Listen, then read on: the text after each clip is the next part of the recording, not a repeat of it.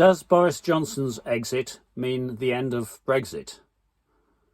And if not, what's the point? Some people have asked. My name's Mike Cashman. If you find this interesting, please subscribe to the channel. So, does Boris Johnson's exit mean the end of Brexit? Some people have claimed this. It's clearly not true, literally. The UK left the EU, concluded a withdrawal agreement, later on a trade and cooperation agreement. Neither of those is dependent on the presence in 10 Downing Street of Boris Johnson. And so we continue to be outside the EU after Johnson's departure, when that happens. But does it mean nothing at all in that respect? So I'll get to that question. We'll also address, in fact, let me address now this question of those who say, well, if, those pro-EU people who say, if it doesn't mean the end of Brexit, what's the point? Why not leave Boris Johnson in office as an electoral liability for the Tories, making a Tory defeat in the next general election more likely? I understand that argument. For me, there's a more significant point now, even than the pros and cons on the next election. Much as I'm tempted to, I can't feel that that tactical approach to winning the next election is more important than having a Prime Minister of greater integrity and competence as Prime Minister of the UK now. Now, I know that's not guaranteed by a change of Prime Minister, but it is quite difficult to see how we would do worse than Boris Johnson. And there is no improvement if the Prime Minister is not changed. So the only chance of improvement in Prime Minister in the short term is by Boris Johnson resigning or losing a vote of no confidence. So that's why, personally, I'm in favour of Boris Johnson being ejected from Downing Street. But what does that mean in terms of UK policy towards the EU, for example?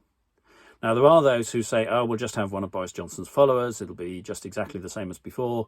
And you may have heard me say before, this never happens.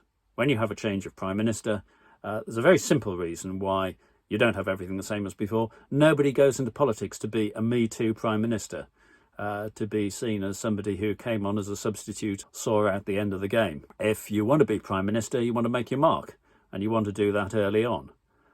And so you signal that early on, you give an indication that things are going to be different, never mind whether the previous Prime Minister was from the same party as you.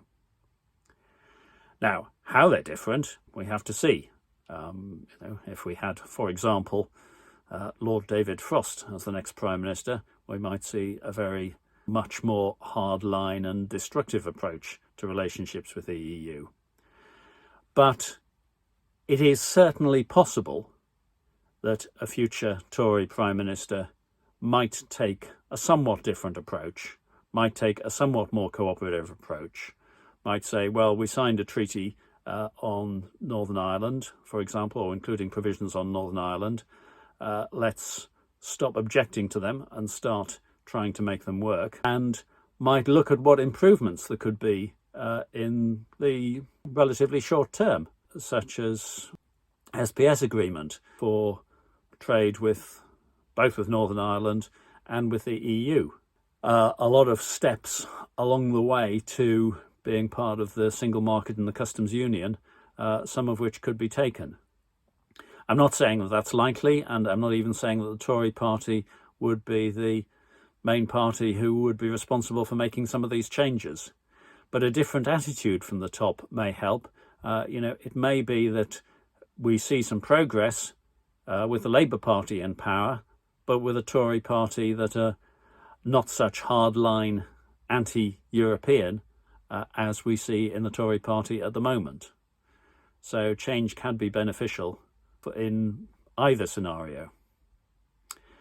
Anyway, those are my thoughts on the matter. What do you think? Feel free to add your comments and do subscribe to the channel. Britannia Waves the Rules. Thank you.